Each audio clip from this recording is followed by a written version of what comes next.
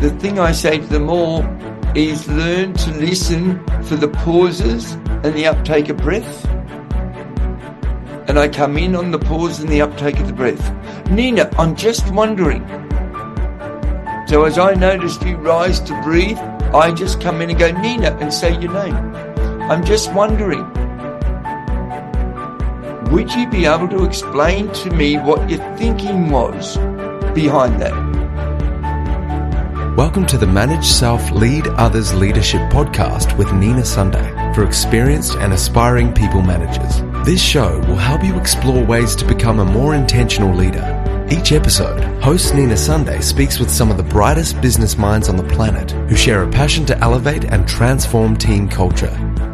Workplace culture hides in plain sight. Is yours flourishing? Join the movement to make your workplace a better place to work. Are you ready? Because it's time to manage self, lead others. Allan Parker, OAM, was awarded the Order of Australia Medal for service to business, particularly dispute resolution. Allan Parker is an expert in brain science, applied neuroscience, adult education and mediation. Author of Switch On Your Brain and Negotiator's Toolkit, co-author of Beyond Yes, Negotiating and Networking. Allan has been a scratch golfer and run 16 marathons and 11 ultra marathons, including 24 hours twice.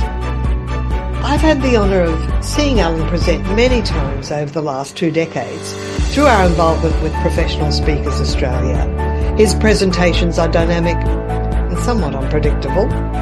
Allan leads an experimental learning laboratory exploring thinking, doing and being different from yesterday's way. I'm truly honoured to meet with you today, Allan. Welcome, Allan Parker. Nina, there we go. You can edit that one out. Nina Sunday, it's always a joy to be in your presence. We go way back. I remember when I was president of the Sydney chapter of Professional Speakers Australia, then called National Speakers Association, and you gave up an entire day to educate the chapter leadership team in, well, actually, it was all about communication. It was why, what, how? Yes. I remember that to this day. I wrote those words down. They were in my paper diary. Every time I looked at the back page, there they were. It's internalized now, Allan. You do. You've got me back there already. You got me back there. I remember we did it almost in the round. Yes. And it was a strategy meeting. Yes. But it was a strategy meeting is what do we do with the next year? And it was headline strategy or masquerading as strategy, but it was really how do we create change? Yeah. And then when we nailed that down, it was how do we actually interact and interplay with our fellow human beings in our group, across the organisation, to our audiences, to the public. Because you are an expert in social communication, and I think one of the themes of the podcast embedded in the name, it starts with manage self. Yes. Because it's all about self-leadership. Yeah. And you can't lead people unless you are modifying your knee-jerk reactions to things. And think about the words that you use, the impact it's making. So, do you mind if I write about that? And for those that are listening, Allan has a flip chart in the background, and he's writing up keywords, and he just wrote modify internal reactions. Gosh, if that's not the secret to life post-COVID, I don't know what is. Yeah, because, see, in my experience, there are 2 types of managers. And look, you can be a self-employed person managing a team, which I was, or you can be employed with bosses managing you and you managing those below you, direct reports, or you could be aspiring to be a manager. But if you just operate like from the first words that pop into your head and not even looking for the reaction, and then thinking, self-reflecting, how could I improve the way I communicate? Yeah. Or how do I create change in a human? How do I motivate my people? Yeah. And I have lots of things I'd like to comment on there because I think it's beautiful substance. I can only bring about the change in others that I can demonstrate in myself. I just can't ask somebody to make a difference if I haven't changed first. Yeah. Yeah. Yeah, I think it's such a critical message. And I've got to get me right so that I can be available to and of service to and connected with. You know, my last 13 years, I've been devoted to studying neuroscience. And I've always, wrote Switch on Your Brain in 1983. I've had that book for 30 years. Oh, well, it's still in print. I knew nothing about neuroscience when I wrote that book. And now I know a little bit about it. Yeah. And I think, Nina, the secret, if we're going to know ourselves so that we can be available to and of service to others and deeply connect with others, I've got to have some understanding of this thing that sits in my skull called a brain that has so much potential we can't even perceive. And I think one of the great traps of the last 40 or 50 years in the leadership world is that we got too caught up in personality, because personality is what I arrived with. Yes. Yeah. Now, there's a massive number of things that occur and change who I present and turn up as. Yeah. But we have this myth that this is who I am. And the reality is I haven't got a clue. Oh, that you can't change, that it's fixed. You know what? I hear this a bit when I'm working with people. They'll say, oh, that's just the way I am. And I say, up till now. Up until now. Yeah. I have to control myself because I go, oh, you got at least 4 billion neurons sitting there waiting. Hello, I'm here. Will you engage me? Yes, that's right. Yeah. And we haven't, gosh, I don't know about you, Nina, but I look back at who I was in the past and who I am now. There is no similarity. I'm sometimes shocked by my 20-something and my 30-something person. I go, I'm sorry, anybody I ever offended, because I just didn't know any better, and I wasn't even trying.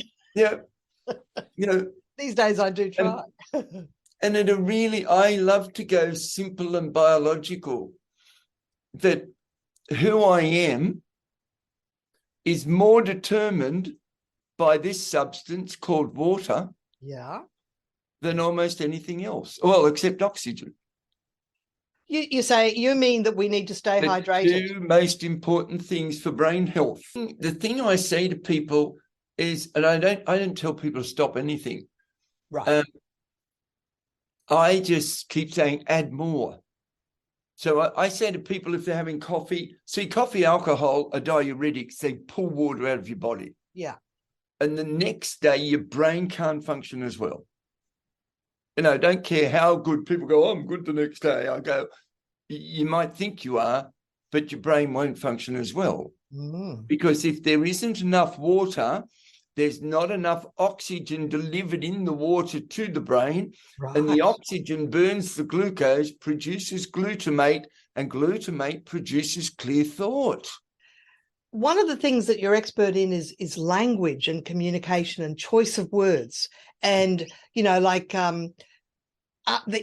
last presentation I saw, you went into the art of asking questions. So whatever your choice of words are, whoever you're communicating with, the choice of words will determine what their reaction is going to be. So, for Absolutely. example, that very simple one, we've got a whole episode on the podcast on yes and versus yes but. Oh, I saw it. Yeah. I watched it. Avish Parashar, yeah. Now, yes and leaves the inquisitive propositional part of your brain going, what's coming? Yes. Yeah. That's right. So it's stimulating a particular piece of the brain that sits and waits and goes, oh, what's happening? Yes, and. So I've just taking out but, and I'm so pleased I watched that last night, and putting in and moves you out of the alert system into brain receptivity and speculation and curiosity. Yeah. Good. Now, what I did then was I was putting forward a proposition to you, and as you were receiving it and nodding your head, yes, every time you started to nod, I paused so that it gave you time to receive it and acknowledge it. So you're suggesting that we need to put more pauses in our communication. See, we're so rushed and so busy. Our alert system, our automatic reactivity that you mentioned earlier, our reactivity is running the show. And I'm likely to get up here and talk at 300 miles an hour and never leave a gap. And you're going to just sit there spellbound, looking at me like a stunned fish. Because you were fire hosing me. And it's fire hosing. Yeah. And how many times have we been in meetings, Nina, around boardroom tables like what's behind you, and there's been 8 people there, and we left an hour later, and 2 of them or 3 of them dominated the whole thing, and 3 never spoke. The fast talkers dominated. Oh. And the message there is, if you're one of the introverts that doesn't like to interrupt, you need it is your obligation to say, can I please just ask you to slow down? Yes. I need more time to take this in. Yeah. Yeah. And Nina, now you'll notice that time I came in as soon as you finished. I went and deliberately stumbled. And Nina, I'm just wondering if I may, can I just ask you a question about what you just mentioned? Would that be okay? And that's how you can stop a fast talker. That's how an introvert comes in and behaves. If you watch, I've lowered my body, yes. I've dropped my voice, I've asked permission, yes. I've demonstrated humility. Yes. Yeah? Yes. And got you curious. Yeah. Yeah? And now I've got your head nodding again, and your eyes are flickering so you can think about where to apply it. Yeah? And here's the thing. Well, you know what I was thinking? A lot of introverts who say nothing at meetings actually have deep thoughts that need to be expressed. And there's a perfect example, the VW company, Dieselgate, where they try what leaders decided it was a good idea to try and shaft the US government by putting in software that pretended the emissions were being reduced during tests. And then when it was found out, I think a few people went to jail and they were fined billions of euros. The thing is, if you don't say what you're thinking at a meeting, you're there for a reason. And if you happen to be a deep thinker and an introvert that doesn't like to interrupt, it is your duty to use exactly what you just demonstrated, Allan, a way to actually slow things down, especially if you want to bring up, look, I have a feeling there's a pitfall we're not thinking about. Yeah. Or, whatever is the trap or the obstacle that maybe people, or the unintended consequence no one else is thinking about. That's your duty to bring it up. And the thing I say to everybody who's junior, a little uncertain, not confident, introverted, or has had an unfortunate circumstance in the past that's made them hesitant, the thing I say to them all is learn to listen for the pauses and the uptake of breath. And I come in on the pause and the uptake of the breath. Nina, I'm just wondering. So as I noticed you rise to breathe, I just come in and go, Nina, and say your name. I'm just wondering, would you be able to explain to me what your thinking was behind that? Now, what I'm not going to share with you is I heard you say it, and I thought, that's ridiculous. It can't happen. She's completely out of touch, but I can't dare tell her that. Right. Can you share with me your rationale behind that so that I understand it better? That's great. Yeah. There's no blame. There's no accusation. That's the back of your mind. That's prompting you. But see, it's coming in with curiosity, not and asking a question.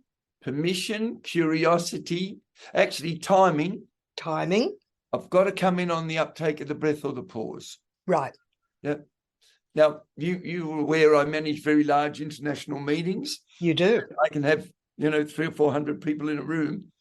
I've always got my peripheral vision on. Yes. The reason I've got my peripheral vision on is the minute I see somebody go and take a big breath and they're going to come in with that reactivity that you could, well, what about? The minute I hear them coming in with that, and I see them take the breath and make a forward movement. Right. The moment I do that, I go, so what I need you to understand, and I raise my hand toward them and look in the opposite direction. Now, so your body language, because some people are only listening here, you've put your hand up in sort of a stop motion. I float my hand, but looking away. Clever. I float my hand toward them, and my eyes always go in the opposite direction. I practiced it for years. Oh. And the moment you float your hand toward them, and what you might be thinking is, and I've now got their attention back. And then I can add an extra point, which may be they wanted to interrupt me halfway through. And it may be about the thing I'm about to say. Right. Yeah. Exactly. Sometimes you're about to qualify a statement, but they've just heard the statement and they didn't wait for the qualification. Yes. Yeah. Yeah. Mm. Yeah. Yeah. So if I can do timing, permission, genuine inquiry. I'm just wondering is one of my favorites. I suspect what could be, and that's where I bring in the would, the could, the might. Right. Would, could, might is speculative language. Yes. Which triggers the speculative brain, which is always wanting to be curious. Yes. And it also means that there's not a right or a wrong. That's right. So I take now, if I jump to an environment where I've got Asian people, Chinese, Indigenous Australians, Melanesians, where face saving is extremely important, and they're indirect cultures. Yes. So they don't do at. Yeah. If I've got somebody in that culture and I do what will we do, I'm not going to get very much information. What will we do? I'm just wondering what we might be able to do here. Oh. And it takes out the ability to be wrong or to lose face. Because I have a saying, always look for the second right answer. Because the first thing that comes in their head, that's what we're going to do. It's like, hang on, there's at least 20 possible courses of action. Yep. So think about what the other course of action might be. What's another version of it? Now, I watched enough of your podcasts, which were beautiful and entertaining and informative, but I watched enough of them to go, there's definitely a hidden theme here of innovation and newness. Right. And if we, now I'm an empirical scientist, behavioural scientist, I drive everyone nuts. I'm not interested in very much that isn't measurable. But the one thing I know for sure, that if I ask you to solve a problem and you give me your first answer, I know that it's one you've done before. Right. And it's one that you probably feel safe and secure with. Yes. And it absolutely is not innovative. Yep.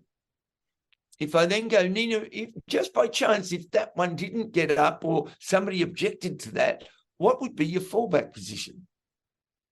Good question. Now, I play around in the area. And this is, as a manager, you are dealing... your fallback position. That's right. And as a manager, you will have both growth mindset people and fixed mindset people. And if you're an innovative manager, you need to have the language that will satisfy a fixed mindset so they can actually open up and be open to other possibilities. Let me honour Dr. Dweck and her extraordinary work.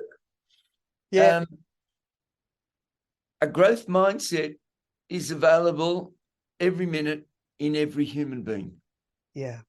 Every minute in every human being. Yes. If I stay out of definitive language, we live in this world that says you've got to be confident and certain. And I go, I want to be humble and curious. Yeah. I'm not certain about anything except I don't know anything that I thought I knew. Mm. You know, every bit of science I've ever read 10 years ago, half of it's proven categorically to be wrong. Yeah. But if I can just encourage the human brain and the individual I'm with to explore possibility, not talk about possibility, but have them explore it. And I go, Nina, I have a suspicion, Nina, that there's a whole realm of the area that you're working in that's yet to be untapped. Does any part of you have that sensation that there's still something magical to be untapped? Absolutely. Yeah, and Nina, there's not a human being in the world who won't say yes to that. Yes, that's great. Yeah. We intrinsically know there's more. Mm. We know there's more. You know, Allan Parker runs doubt in his mind. I'm 70. 2 days ago, I was 71. I still can't believe it. Happy birthday. I think I'm 40. I think I'm 40. Well, apparently, if you think you're 40, you are 40. My experience is I'm 40. But if we can just go, Nina, there is more for us to be done. There's more for us to do, isn't there? More than ever. And it'd be a joy if we might take some time to explore that together. Right. Yeah. And take some time. Take some time. Yeah. Explore that together. Yeah. It's such beautiful, seamless language. Yeah. And this is the thing. What I have learned, because I started as a rookie manager 30 plus years ago, I knew nothing about modifying my language in order to communicate better for better interpersonal communication, especially with direct reports. And now I've actually got this little toolkit of favorite phrases. Like one I like to use is, if you do decide to, ... I can then talk about what happens after they've decided without them telling them. Absolutely. Or you have to choose. Choose now, and then I'll tell you what happens. Going back to your request earlier about, can I talk about the questions? That's a hypothetical question. Right. Now, hypothetical question is the primary question to get innovation out of a human being. Yeah, that's great. Now, Nina, if I don't do enough what and how inquiry, yes, and then what and how would, could, might, speculative, yes, and I don't confirm what you say often enough, I can't go to the magic that's produced by hypothetical. See, so as you go, you confirm what they've just said. Absolutely. And you do that's a meeting tactic as well. Yes. For anyone that wants to lead a meeting and influence a meeting, Indeed. you start by confirming what has just been said. Absolutely. And then add your piece. And that's where introverts can really shine. Absolutely. Because they're not doing all the talking, they're actually doing all the listening before they talk. They can use the tactic of summarizing what's been said and then adding their piece. As a kid who didn't read until I was 30, I did become a very good listener. And I'm blessed, Nina, with really a remarkable memory. Yes. I had 462 people at the World Investment Forum with the United Nations, and I greeted every person by name. Gee whiz, that's pretty good. I studied their photographs, learned their titles and names. As they were arriving. It took me 6 months. I spent 6 months. That's how important relationship and connection is. The lesson there is any leader should know the names of every single person in their building that they communicate with over Zoom, over Teams, online. Yeah, you can't. No, there's no excuse for not using people's names and not finding out. Yeah.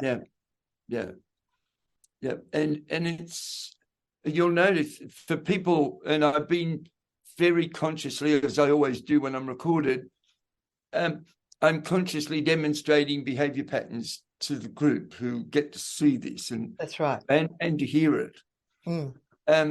And I'm not describing much of what they'll see, but more of what they'll hear. That's right.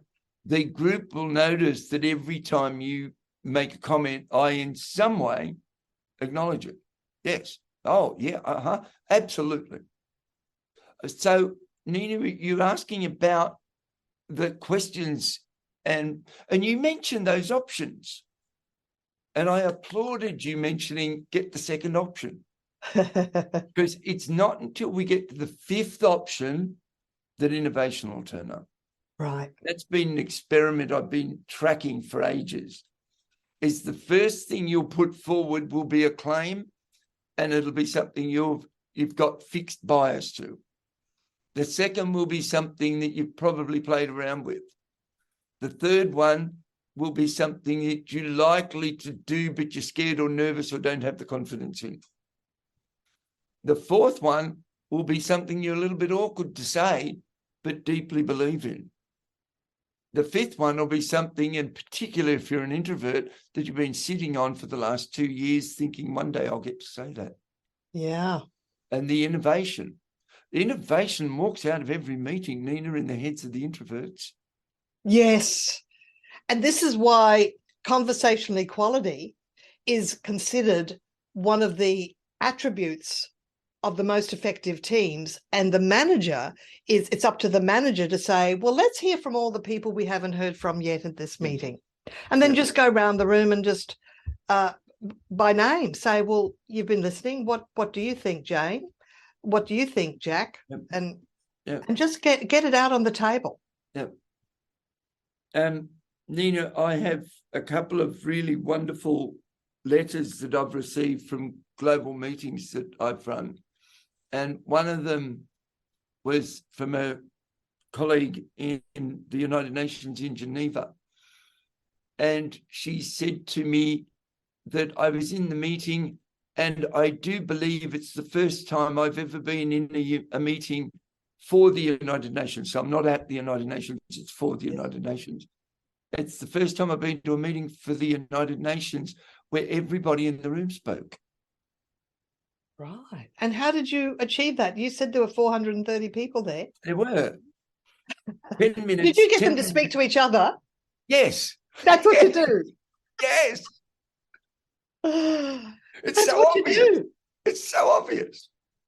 That's been the biggest frustration I've been to. Occasionally, I can remember a speaker that was just pontificating from the stage, and I'm going, I wouldn't mind having a conversation with the person next to me about this, because there were 400 people in the room. Yep.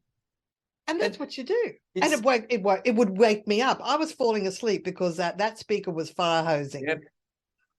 Nina, every 10 minutes in that meeting, we've got 462 people from 192 countries. They're all speaking a second language. Yes. Yeah. Yeah. Half of them aren't going to pick up what's being said.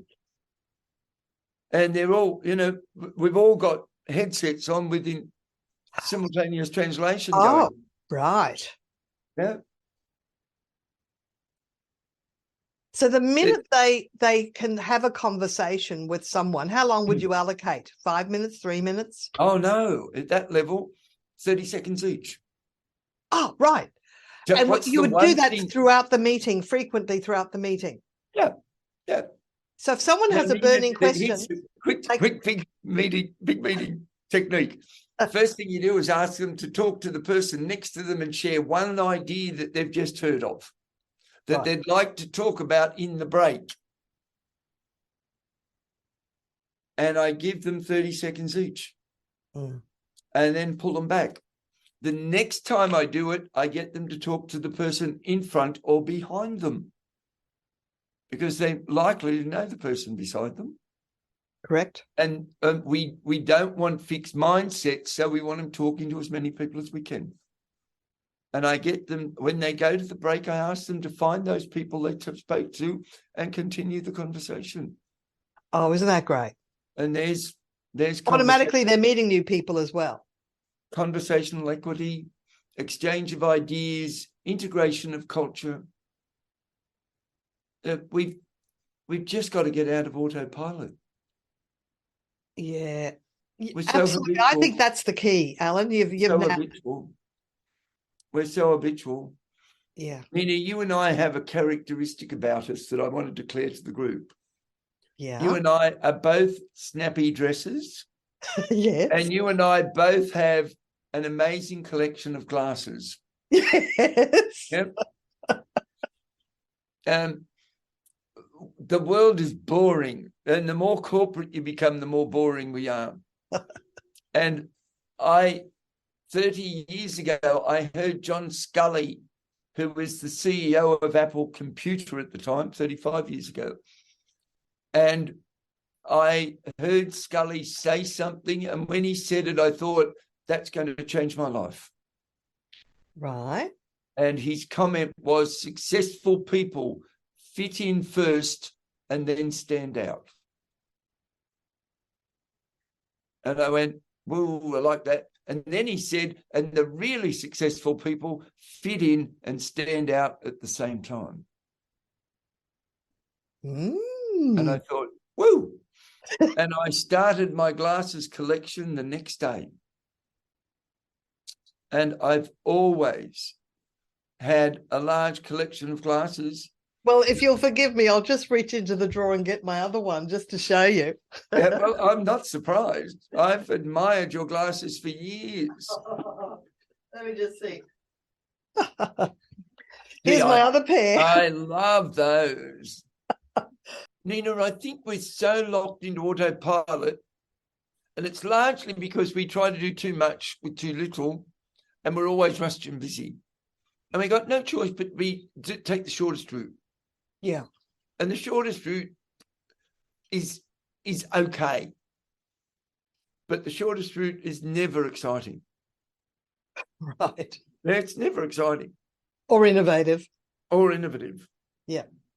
And it's not until we say, hang on, let's just pause for a minute. What other things might we do here? Now, it might only take 60 seconds to do that. But if I'm doing the same thing and we're going in a straight line, I'll get caught up in addiction to adrenaline and cortisol. And that'll keep me going. But it switches off my frontal lobe in my brain, which does my comprehensive, systematic, complex thinking. Yeah. And if I don't stop and pause and go, hang on just a sec, let's just survey the land here, what's going on? What other ways could we do this? How could we just tweak it and improve it? just a tiny bit. Ask that question frequently. Regularly. How else could we do this? Yeah. I can't tell you how many times I go into meetings in organisations and people are sitting in the same chairs. I don't do that. You're sitting in my chair. How dare you? And we talk about fixed It's mindsets. just a boardroom. We got fixed mindsets at the top of the organisation. Yeah. Yeah. Mm. The research showed that square and rectangle tables didn't produce as much quality communication as circular tables 35 years ago. Yes. And we've still got rectangle tables and chairs still sit at the top of them. Boardroom design hasn't really changed much in 30-something years. Talk about fixed mindsets. Oh, gee. Yeah. Mm. Yeah. And my way of being in the world at this stage of my life is not to go tapping on the boards to get them to change, because I find them to be the least changing. Yes. And the least changing. I find them to be the most fixed in their mindsets. Boards of companies, organisations. I find them to be out of touch. Oh. Yeah. And I find them to be fixed in their process. Mm-hmm. Yeah. Why is that? Oh, because they've done the same thing over and over. They're addicted to habit. And board members choose the next board member, so they pick people just like them. Absolutely do. Yep. So it's legacy. Yep. Mm. Only a year, 2 years ago, I was asked to sit on a board, ask if I would put forward a submission to sit on a board, and I applied for another board. And in both cases, one of them said to me, "We really wanted you and we believe we desperately need you, but we don't think we're ready for you." And I said, "I think that's one of the greatest compliments I've ever had." Yeah. I'm surprised they didn't say, and by having you on board, it will make us ready for you. That's because you're Nina Sunday. Thank you, Alan. That's because you're Nina Sunday. I don't want to get caught up in them because they're not very receptive to news. And I've got enough experience behind me now to be brazen enough to say that. And I'm also brave. I encourage people every day to be braver. Well, just probably in closing, because we're sort of reaching the end of our time, what would be the best piece of advice you could give a manager or aspiring manager how to deal with difficult team members? Oh, prickly team members. There's no one who's going to hear this who's going to like it. But you've asked the question, let me answer it. Yeah. Take 100% responsibility for the person being difficult. Yeah. Because I truly, deeply believe there are no difficult people. Right. They're people. Difficult behaviour. There are people who I find difficult. Right. Yeah. Ah. And I have expectations that they'll behave in a particular way. Right. And have I modified or checked what my expectations are? And if I want them to change, when did I last change my expectations of them? Mm-hmm.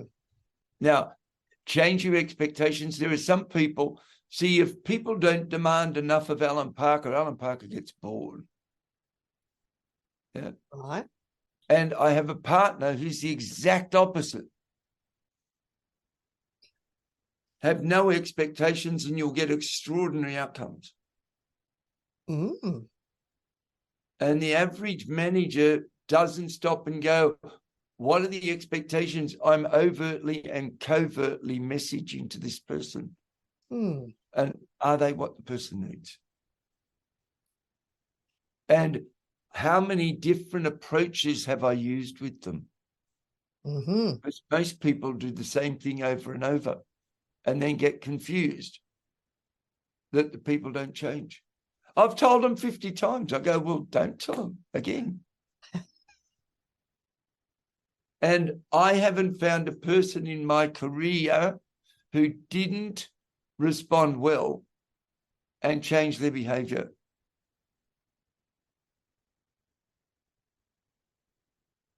Ever. If I were calm, composed, and appreciative and listened and acknowledged what they said and showed interest in their point of view of the world. By asking questions. Absolutely. And I think the key there is to be curious and ask questions instead of accusations. You're playing games when you do that, or you blah, blah, blah. Yeah, it's like you could, even if you wanted, I don't know how well this would be received. Do you think by doing that you're playing games? They can then justify. See, playing games is your judgment of their behavior. Yeah. See, we hallucinate what people's intentions are. Yes, we do. It's called matter of inference. We must not. One of the best lessons I ever had in my life was John Grinder, one of the founders of NLP. Yes. I said to John at one stage, John, what have I got to do to excel my career? And he said, oh, Allan, that's easy. He said, you've got to, if you're going to assume anything about a human being, you've got to assume that their intention is positive. Yes. And it's your task to find their positive intention for the peculiar behavior that they're doing. Mm. And boy, oh boy, that took me 10 years to get good at. But I practiced it and practiced it and practiced it. And I went, what is the intention of this person doing that behavior? And how can I support the deeper intention? Except not the dysfunctional behavior. Except are there organizational psychopaths whose intention is not necessarily yeah, but that's benevolent. It's there is, but unless, and in fact, if it's a psychopath, there's nothing you can do about it, so forget them. Just leave. Spot them and leave. But we've got to stop going, what about the psychopath? We've got to start going, wow, there's another 90% here who I could still get connection with. That's right. What a gift. And my last comment is, no matter what's going on, go and experiment with a belief that something rich could occur. Mm-hmm. An experimentation. We have this false belief that we've got to know what to do before we do it. And if we just experiment with different ways, yes, those look for that second option, look for that third option, look for that fourth option, and look for the fifth one. And the fifth one, I've just got to be brave because I won't be confident about the fifth one. But the fifth one is often a gem. Yeah. Allan, you have shared such wisdom with us today. You've really nailed some approaches, just perspectives on how to deal with interpersonal communication in the workplace and in life, really. You're a very wise person. Thank you for sharing that gold. Nina, I think we just created a beautiful conversation. We did. And I say thank you. It was a joy and a pleasure every moment to be with you. Thanks so much, Allan. See you again soon. See you again. Bye-bye. Nina Sunday is on a mission to help leaders transform culture. To book Nina Sunday CSP to speak at your conference, visit ninasunday.com to request a proposal. Nina travels from Brisbane, Australia for in-person presentations Australia-wide. Twice certified virtual presenter, Nina Sunday presents virtually, globally, for any time zone. This podcast is a part of the C-Suite Radio Network. For more top business podcasts, visit c-suiteradio.com.